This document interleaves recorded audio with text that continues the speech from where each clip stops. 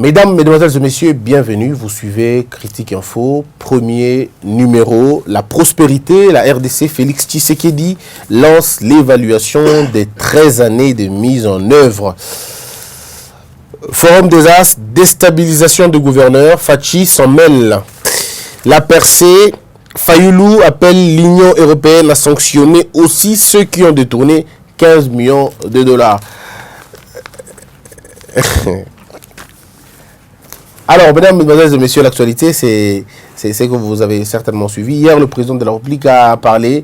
Il a parlé devant la communauté nationale et puis devant les membres du gouvernement sur la question de la décentralisation. Vous le savez très bien, nous sommes en train de souffrir. Notre décentralisation a un problème.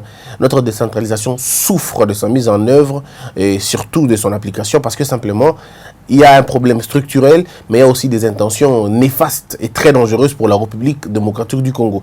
Et le président a coupé court à ça hier, vous avez suivi. Et moi, en analysant le fait, j'ai pu trouver quelques contradictions entre ce que le ministre de la décentralisation, je veux dire le toujours et l'éternel ministre de la décentralisation, et ce que le président finalement a pensé. Vous avez vu déjà, même dans l'image, on a l'impression, le chef de l'État était très cartésien dans ce qu'il disait. Il en a appelé à la vigilance de tous les Congolais, mais surtout au gouverneur qui était en train de s'aimer les désordres. Ce gouverneur qui était en train de s'aimer les désordres, eh bien le président a eu un point de vue. Mesdames, Mesdemoiselles et Messieurs, voici comment moi j'analyse le fait. D'abord, il faut dire que notre pays a eu un sérieux problème. Nous avons toujours gouverné ce pays comme quoi Kinshasa et les villes, c'était ça le pays. L'arrière-pays n'avait toujours pas de problème. Nous sommes le seul pays dans le monde, enfin, je ne veux pas dire le seul pays dans le monde, peut-être Djibouti aussi, mais on est vraiment un pays où la territoriale a du mal à fonctionner, comme au Congo, je ne sais pas. Comme au Congo, je ne sais pas.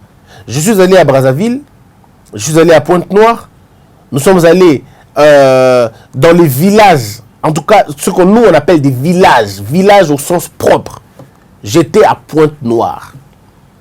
Les villages, je ne connais plus les noms, mais alors des villages au sens propre.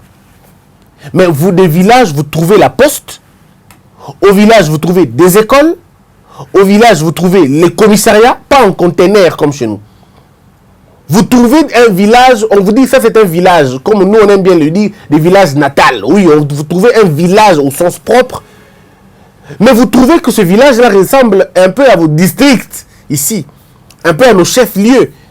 Parce que les villages que j'ai vus à Pointe-Noire, excusez-moi de vous le dire, hein, je ne vois pas de différence avec Mbandaka.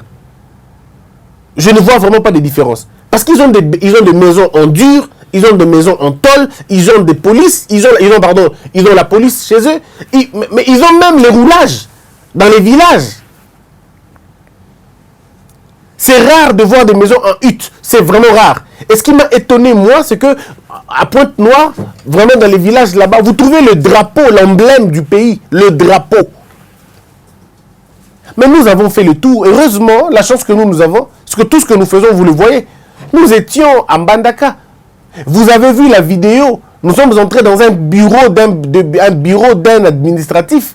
Un bureau, s'il vous plaît, d'un administratif. Mais la photo du président de la République, ce n'est pas la photo de Félix Tshisekedi. Ce n'était pas la photo de Félix Tshisekedi. Bon, c'est vrai, en ce moment-là, il n'y avait pas encore la photo officielle du président Félix. Il n'y en avait pas.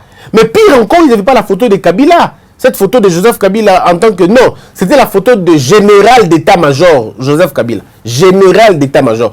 Donc c'est la photo de 2002 ou 2003 qui est encore là placardée dans les bureaux. Mais ce que le ministre de la décentralisation fait à Kinshasa, M. Azaras Rouberoy, excusez-moi de vous le dire, mais j'ai comme l'impression que c'est de l'hypocrisie. Mais nous n'avons pas la territoriale, on n'en a pas.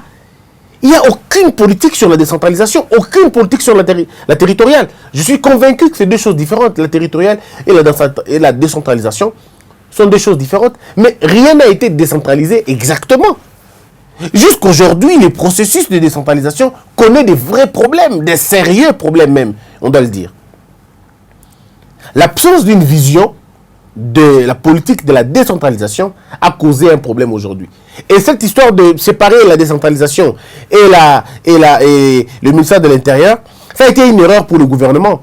Ça a été une erreur pour le gouvernement. Parce qu'à mon avis, la décentralisation devrait en principe être un secrétariat général.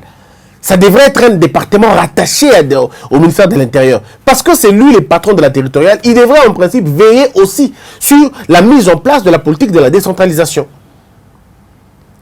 Parce que nous avons des États qui existent, nous avons des entités qui existent dans le papier. Mais écoutez, quand vous allez sur le fond, vous vous rendez compte qu'il n'y a rien du tout. Il y a de ces provinces qui n'ont pas de bureau. Ils sont logés dans les hôtels.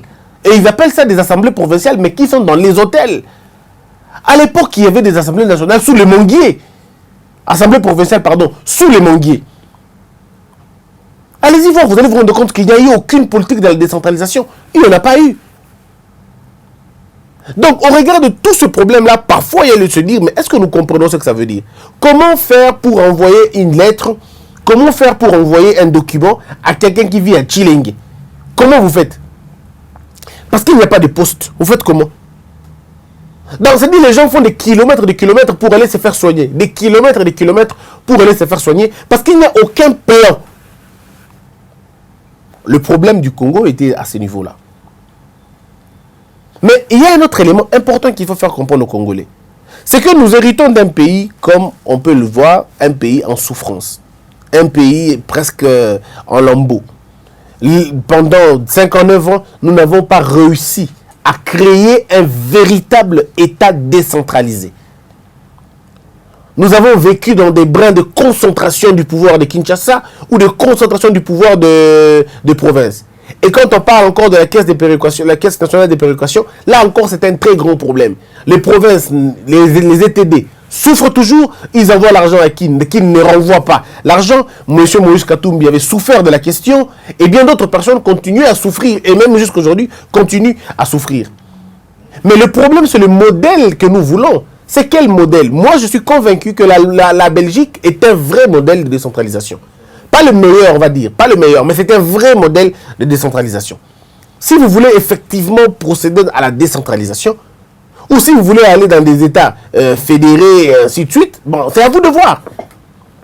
Si nous voulons être un État fédéral, c'est à nous de voir. C'est un choix que le peuple fait, que le constituant fait, et ces choix-là, nous devons l'assumer.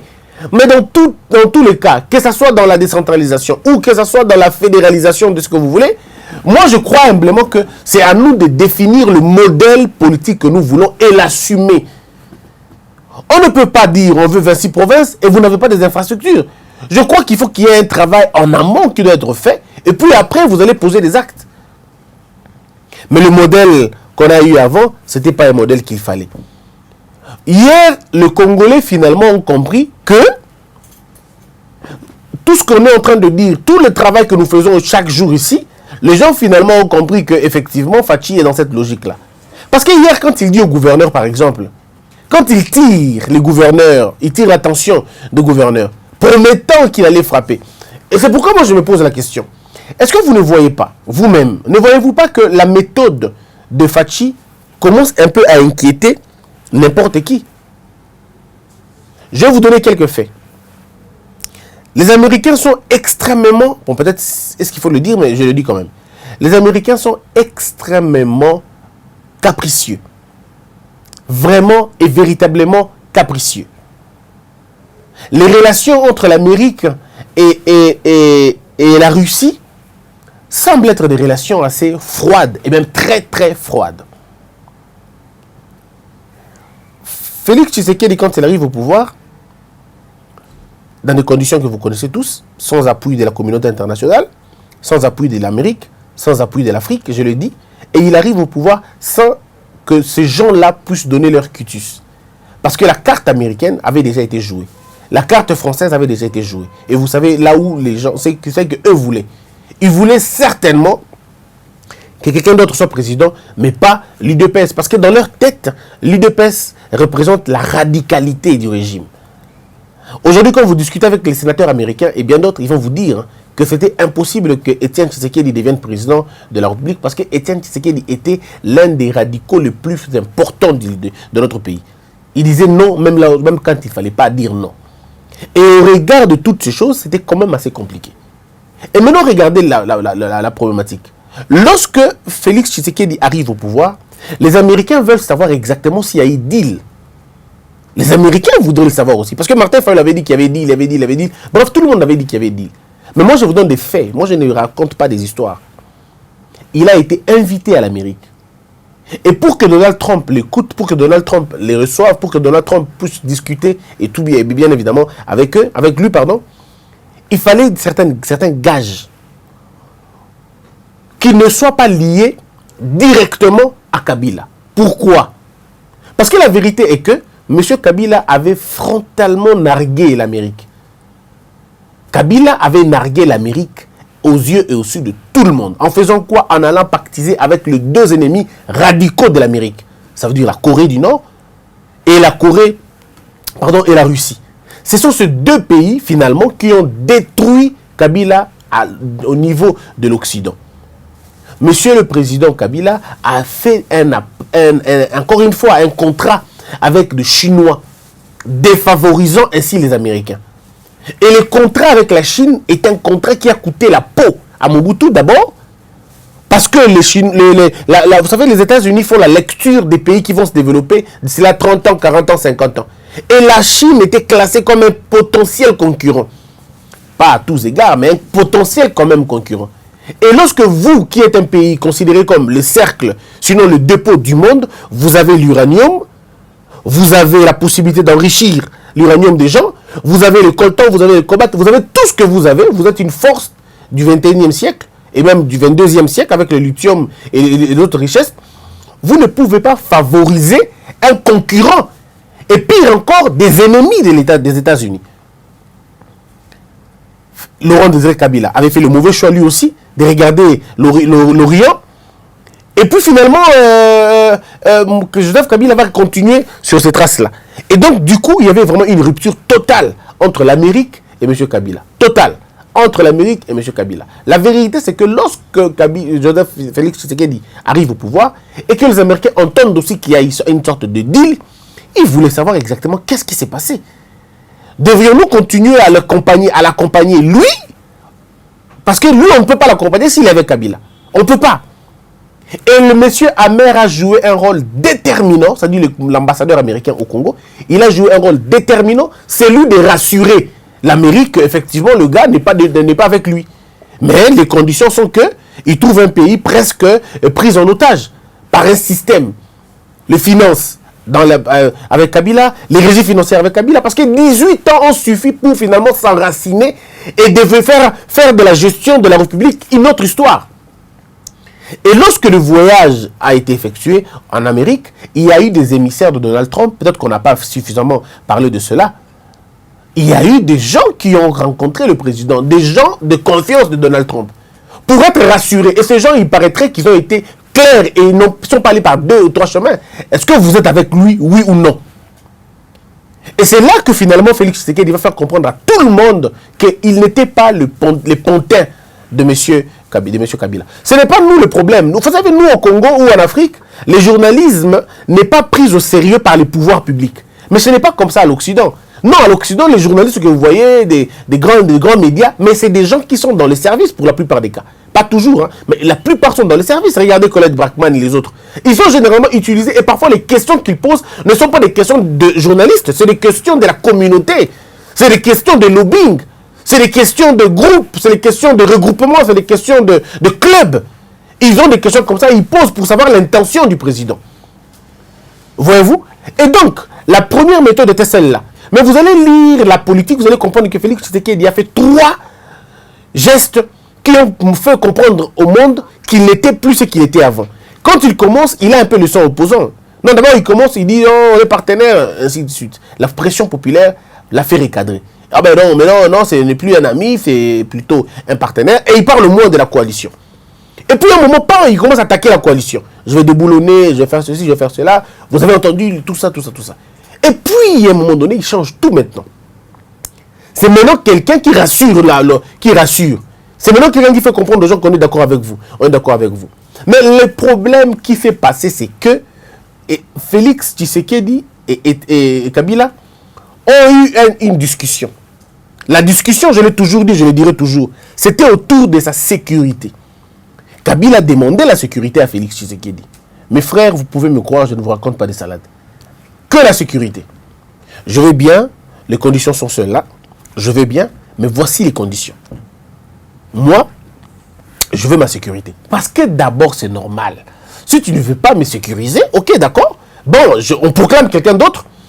Et bien, on va aller dans le feu et tout ça. Et si vous arrivez à prendre le pouvoir, pas de problème, le peuple remplace. On va rentrer. Nous, on va rentrer au Katanga. Ou bien nous allons à l'est du pays. Ou bien les guerres continuent. Et bien, donc, Félix Tshisekedi, à un moment donné, il avait le choix. Je vais dans la force, et bien, on brûle le pays.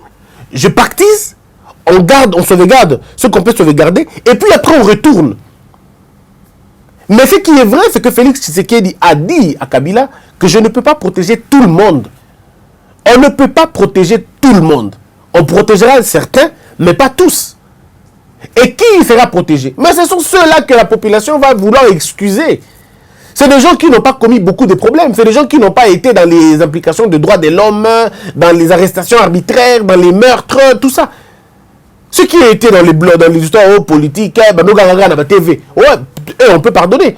Mais ceux qui ont tué ou qui ont été impliqués dans la mort, dans les morts des gens, non, c'est pas possible, on ne va pas le faire. Et donc, j'étais en train de vous dire, Félix Tshisekedi va s'en aller aux États-Unis et c'est là qu'on va lui faire comprendre. Et la politique américaine, on va dire, n'a pas été clémente avec Fachi. Pas du tout clémente. On lui a dit, donner des conditions. Nous, ce que nous voulons, il va plus Kabila. Parce que Kabila et les États-Unis, il faut dire que c'est rompu. Parce qu'il a fait perdre beaucoup d'argent aux grands entrepreneurs américains. En tant que Congolais, en tant que citoyen congolais, je vais dire, oui, c'est bien. C'est bien parce que nous, on est quand même un pays souverain. Oui, il a raison de le faire. Mais j'aurais dit ça si aussi la Chine ne profitait pas. Moi, j'allais soutenir M. Kabila s'il n'était pas avec les Chinois. Donc, je ne comprends pas refuser les États-Unis pour aller faire alliance à la Chine. Alors moi, je trouve la même chose. Donc, j'aurais été avec lui si Kabila avait créé des miniers congolais, si Kabila avait créé des conditions, des circonstances pour que les Congolais produisent eux-mêmes ici, qu'on ait des usines d'extraction et de transformation chez nous-mêmes, créant de l'emploi, je serais d'accord avec lui. Là, tout le peuple allait dire, ok, il est avec nous. Mais non, mais quand on donne le marché aux Chinois, et qu'on refuse aux Américains parce qu'on n'est pas d'accord avec eux, mais moi, je ne peux pas être d'accord, je ne peux pas suivre. Et donc, c'était ça le problème. Alors maintenant, vous allez voir encore un fait. Félix Tshisekedi rentre au Congo. C'est M. Amer qui dit des choses qui ne devraient pas être dites par un ambassadeur. Je répète.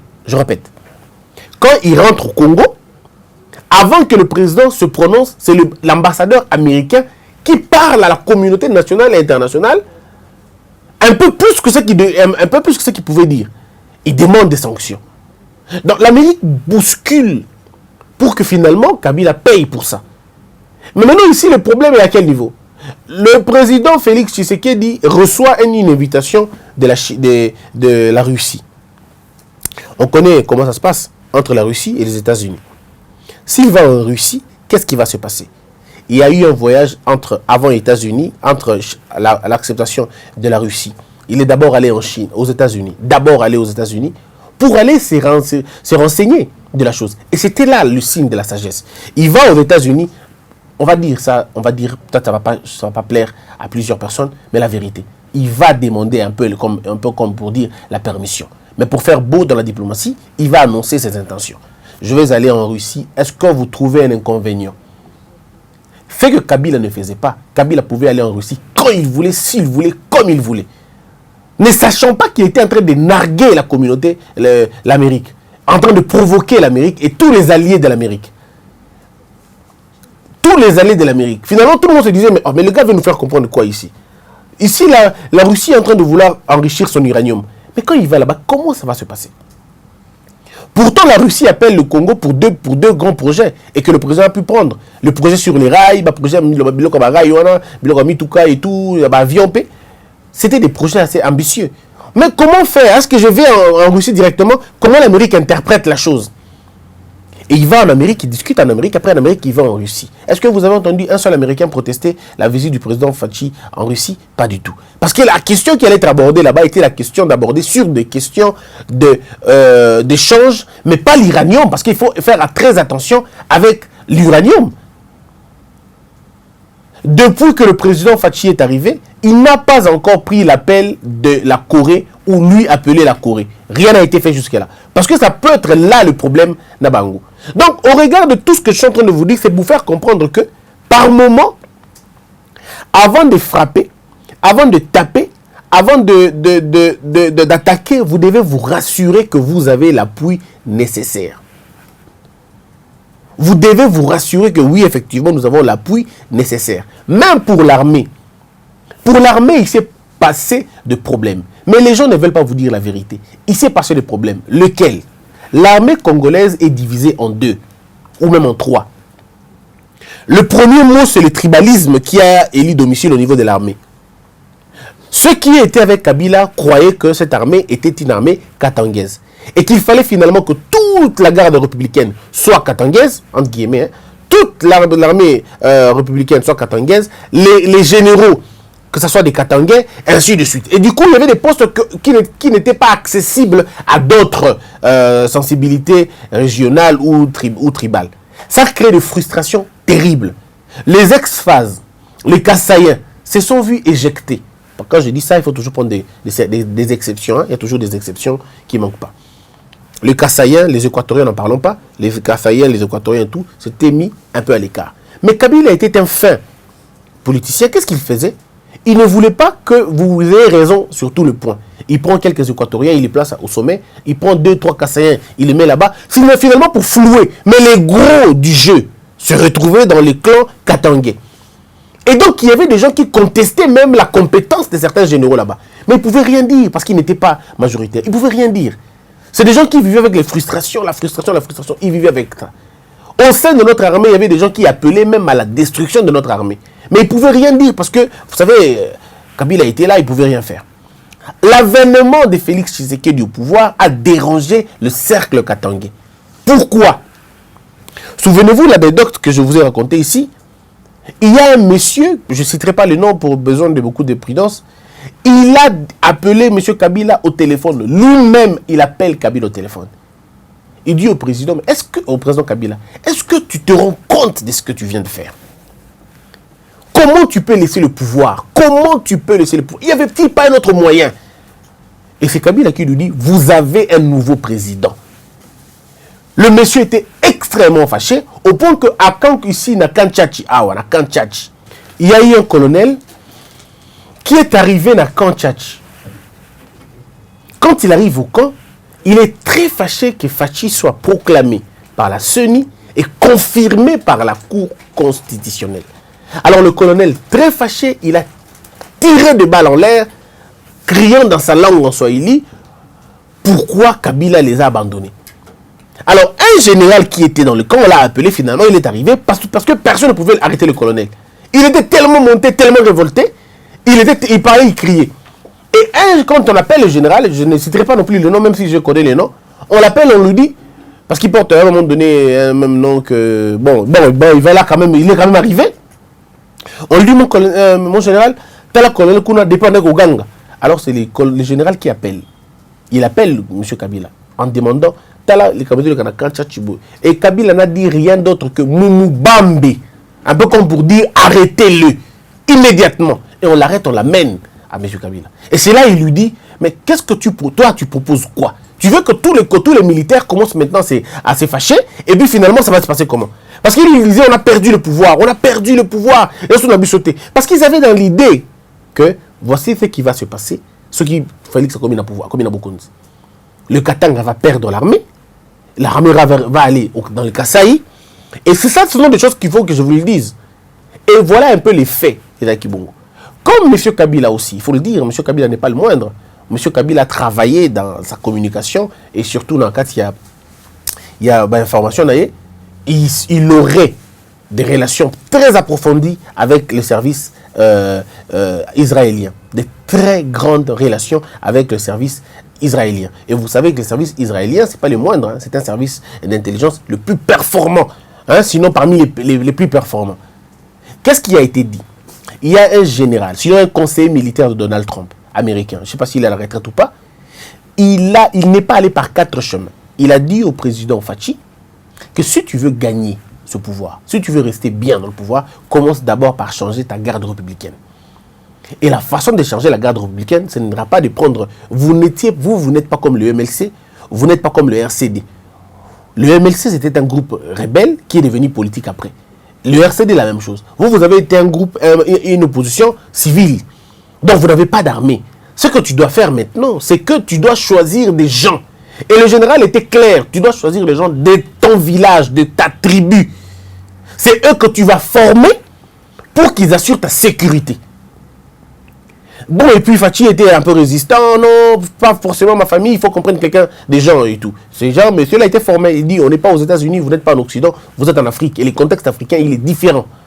Il est différent. Tu prends les gens de ta famille et tu fais quand je dis famille, ça dit tribu, tu fais des gardes républicaines formés aux États-Unis. Aujourd'hui, je vous parle, il y a eu des gens qui ont été formés aux États-Unis pour venir protéger Fachi. Mais je ne sais pas s'ils sont tous à Luba. On est habité. Mais en tout cas, je ne sais pas s'ils sont tous Luba. Mais le conseil de ce monsieur était celui-là. En lui disant ce que tu peux faire pour l'armée, on lui a donné des schémas à suivre pour donc changer l'armée. Donc Kabila a été au courant de ça. Et quand il glisse quelques mots à ses généraux et tout, il y a eu même un problème au niveau de l'armée. Moi, je suis informé, Nabilo Kona, parce que je connais un peu ces milieux. On discute un peu avec certains colonels, certains amis qui sont aussi dans l'armée, qui nous le disent. Il y a eu un problème. Et c'est Kabila lui-même qui a arrêté le feu. Parce qu'il y a des généraux qui s'étaient déjà fâchés. Je vous ai parlé l'autre fois ici qu'un groupe de généraux devrait voir M. Félix Tshisekedi pour lui dire qu'ils étaient prêts à l'accompagner. Et c'est Félix qui leur a dit non, ne venez pas comme ça. Parce que si vous venez comme ça, vous serez identifié et c'est vous qui allez avoir des problèmes. On vous appellera au moment opportun. Donc, quand on regarde l'aspect maintenant des choses, je reviens pour dire comment vous analysez le fait que Fachi hier qui disait il ne le dit plus. Et comme par magie, ça devient quelqu'un de doux, quelqu'un de calme, quelqu'un de posé. Qu'est-ce qu'il attend exactement? Qu'est-ce qu'il attend? Encore que je dois vous rappeler que le combat entre le FCC et les Cash, tout comme une 9e round. Bon, ça n'a été tout comme une 9e round. Le 24 janvier, tout comme une 10e round. Le 27 janvier, 28 janvier, tout comme une round Yasuka. Et c'est là que vous êtes en train, vous allez voir les choses, comment ça va, les choses vont finalement se préciser. Parce que tout le lien qui liait Fachi maintenant, les liens constitutionnels, le lien de la loi, tout ça est ici lié. Il fallait que Fachi ait un pouvoir. Le véritable pouvoir, mes frères, on ne l'a pas en une année de pouvoir. Impossible. Vous ne pouvez pas l'avoir. Et surtout dans le contexte actuel. Vous n'avez pas l'effectivité du pouvoir dans l'année qui suit votre investiture. Non. Vous n'êtes pas encore président en ce moment-là. Non, vous n'êtes pas encore président. Vous devenez président quand vous avez le contrôle de l'armée. Et avoir le contrôle de l'armée, vous ne l'avez pas dans 4 mois, 5 mois. Non. Avoir le contrôle de l'armée, vous l'avez avec le temps. Parce que le temps finit par déceler des choses. Je vous ai dit ici que certains généraux faisaient allégeance à Kabila parce qu'ils devraient le faire. Mais aujourd'hui, ils se rendent compte que le carte change. Et je peux vous le garantir encore, tous nos généraux sont aujourd'hui écoutés, entendus et parfois conseillés à l'étranger. C'est des gens qui viennent leur dire, écoutez, vous ne devez pas, vous ne devez pas. Ça, vous ne devez pas. Ça, vous ne devez pas. Je vous raconte encore un fait. Nous sommes à Kin ici, toujours dans le camp Tchatch. Un colonel dit, un général, je ris encore quand je pense que ce monsieur-là, c'est pas possible. Il dit ici, Nakin, à l'époque, avant tout compte à Marambia, au Kubundana Balabala et tout, il disait, il dit bako tambola na bibembe bako kima solo nango, il disait ça, bako kima solo ya bibembe ah bako kima yango. Où en sommes-nous aujourd'hui? Où en sommes-nous aujourd'hui? C'est pour dire que vous pouvez avoir des plans, mais ce qui est vrai, c'est que les choses vont changer. Moi, je continue à dire aux Congolais une chose. Ça peut ne pas plaire à beaucoup de gens, mais rassurez-vous d'une seule chose. La politique du Congo va commencer à se dessiner à partir du 20 janvier. Si Félix Tshisekedi maintient la position, le conseil que nous lui donnons, il va se révéler être le vrai cauchemar de ceux-là qui ont pensé détruire ce pays. Et ce que le peuple doit faire, c'est le peuple congolais doit maintenir la pression. Ne faisons pas des cadeaux à Fachi. Ne faisons pas des cadeaux à Fachi. Restons vigilants. Faisons la pression. Continuons à maintenir la pression. Notre pression sera une énergie pour lui. Notre pression sera une raison pour lui de faire comprendre aux gens que je pouvais vous protéger. Pendant 1 an, je n'ai pas pu. Figurez-vous, mes frères, une année durant, aucun membre de la Kabylie le plus fort a été arrêté. Et vous pensez que c'est de la blague? Est-ce que vous ne voyez pas? Est-ce que vous ne voyez pas? La communauté sur le droit de l'homme et le côté. Jusque-là, il n'y a aucun rapport. Il y a la communauté, il y a rapport international. Pourquoi? Il n'y a aucun rapport qui accuse la gouvernance actuelle. Mais pourquoi l'Union européenne veut encore continuer pour élargir la sanction alors qu'il va être Félix Pébaza déjà? Non, c'est pour dire que la carte a été jouée autrement.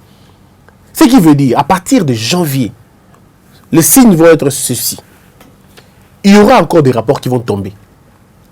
Les rapports vont tomber. Les arrestations vont se dessiner maintenant. Et c'est en ces moments-là que vous allez voir le réel pouvoir, effectivement. Le réel pouvoir au solo. Parce que nous travaillons pour ça, en fait. On va se battre pour que Simba Bongo, peu importe comment vous allez voir les choses. Mais moi, Christian, je crois en une autre république. Je suis convaincu que c'est vrai, dans 9 mois, on ne peut pas tout faire. Et dans 10 mois, on ne peut pas tout faire. Mais je suis convaincu, comme je vous avais toujours dit, la politique sur la Yanini et dans le mois de janvier, disons, année 2020, les arrestations, les poursuites, la justice, tout, vous allez voir, ça va se définir à partir de 2020. Et ça va être chaleureux, ça va être dangereux, pas chaleureux, mais dangereux pour beaucoup de personnes. Nous continuons encore une fois à demander à Fachi, au président de la République, de comprendre la nécessité de marquer la rupture. 2020 approche. Mesdames, Messieurs, merci beaucoup. Que la paix quitte nos esprits et que Dieu bénisse la RDC.